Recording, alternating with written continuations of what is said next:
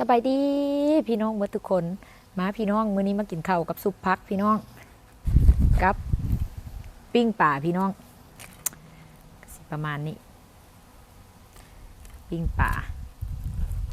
ซุปผักข้าวเหนียวฮ้อนๆพี่น้อง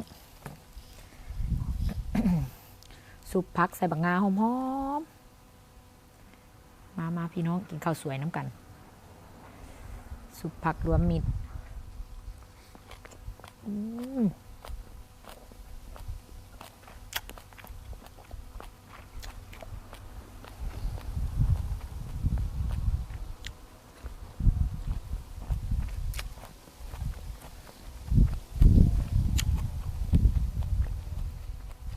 บบรรยากาศลมบอ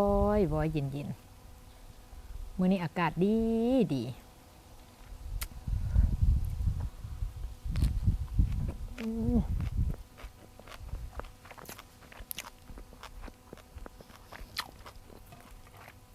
ป่านี่จะเป็นจังไรพี่น้อง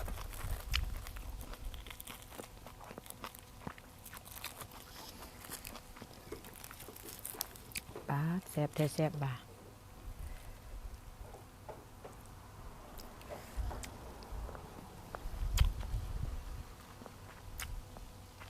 ปิ้งปลากับซุปผักมันละเข้ากันให้พี่น้อง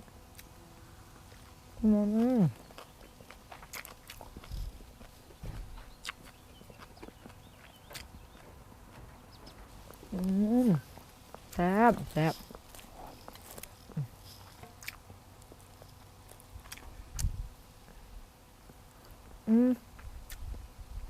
ป่านี่มันคือป่าขาวพี่น้องเบิ่งเนี่ยคนรู้สึกว่าก้างอยากหลายในป่านี่แมนคัก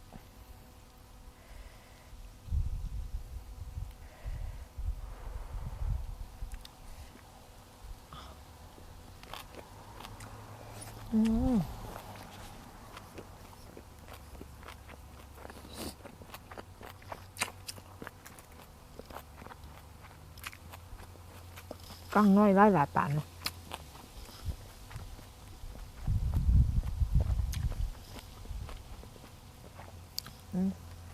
จะเป็นเย็นพี่น้องธรรมศาสตร์ล้วนเลยนี่นะลมพัดบ่อย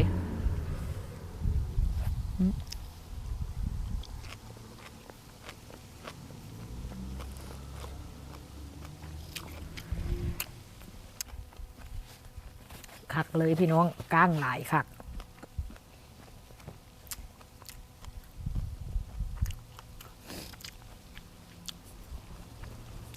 ก็จะเป็นคือป่าขาวบ้านเฮาแหละพี่น้อง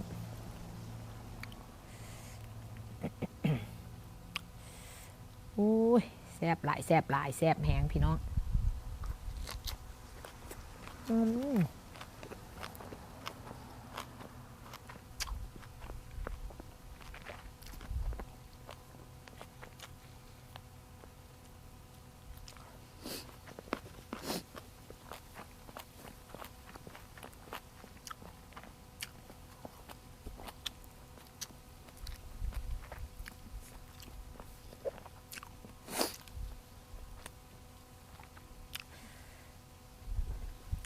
รวมมิตร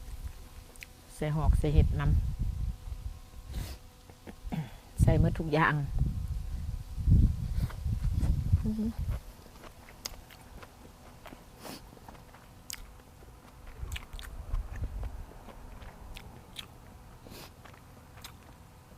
หอมปลาแดกหอมผักบัวผักเทียม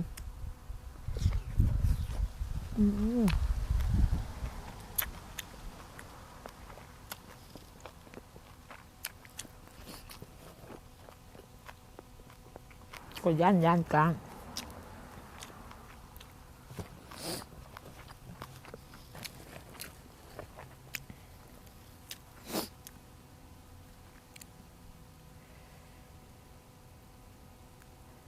แซ่บพี่น้องเอาบัดนี้สวัสดีแดดออก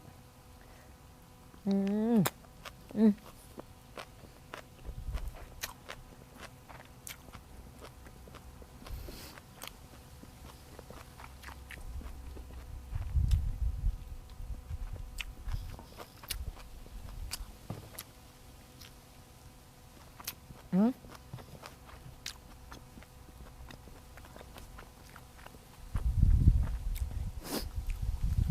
ดออกแดดบดอยู่พอซ้ำกันปัจจุบันกินข้าวตากแดดแล้วเนาะพี่น้องเนาะ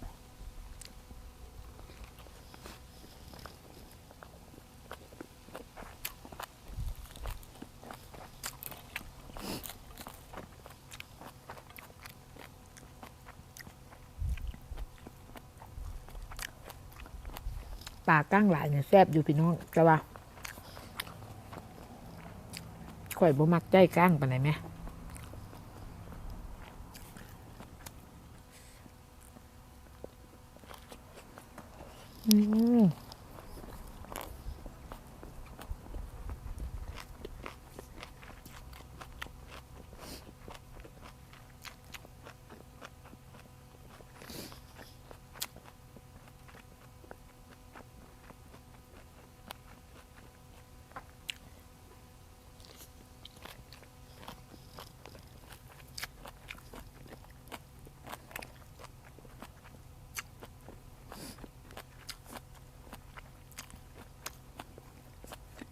แดดบ่ออกแต่แดดอ่อนแดดบดมันเนี่ย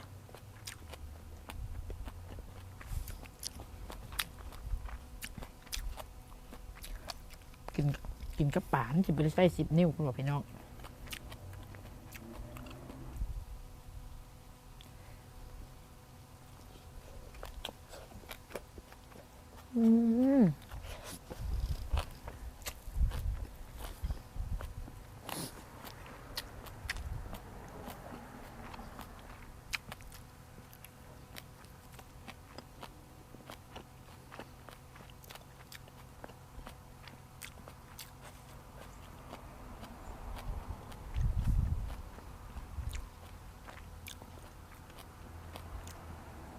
มาพี่น้องกินข้าวสวยพี่น้อง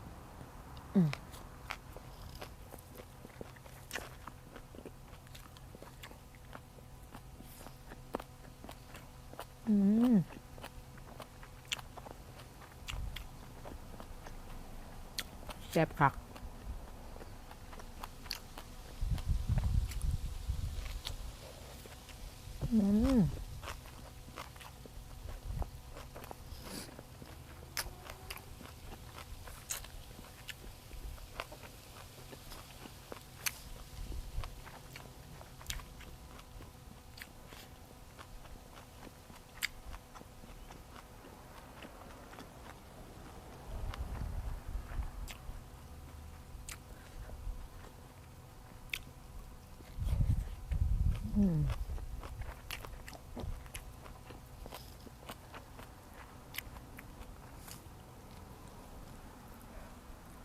กลาง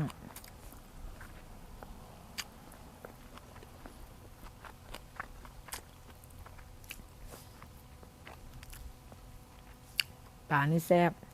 แต่ว่าต้องได้ละเอียดพี่น้องใจกลาง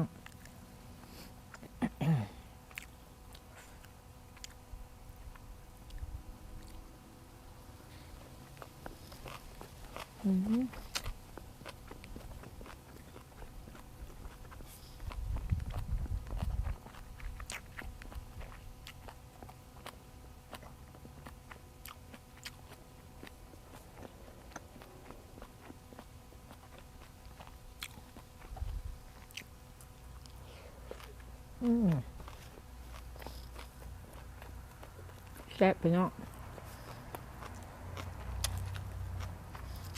มากินข้าวน้ำกันพี่น้องมา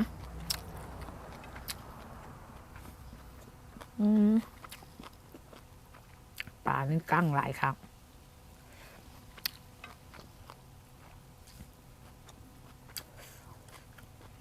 กั้งหลายหม่อมเข่าบ่ได้เลย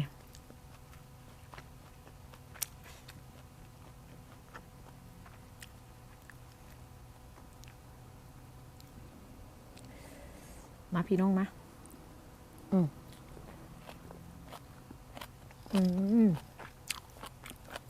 กินเบื่อเด้อพี่น้อง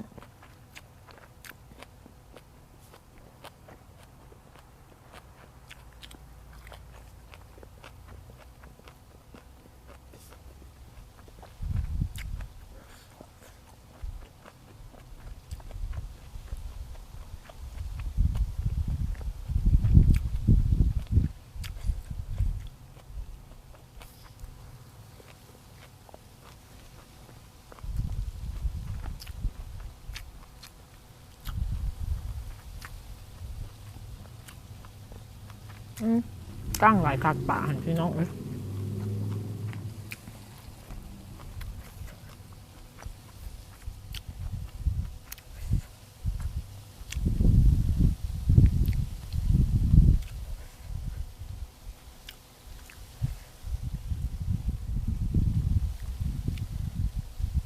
กั้งหลายคักนี่ก็ได้ กินข้าวพี่น้องคำนี้อืมอืม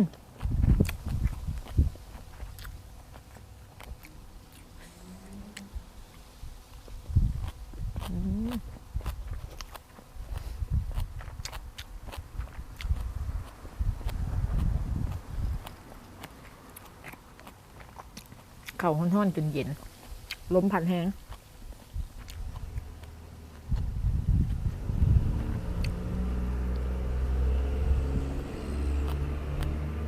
ลมพัดเย็นบ่อยตัวพี่น้อง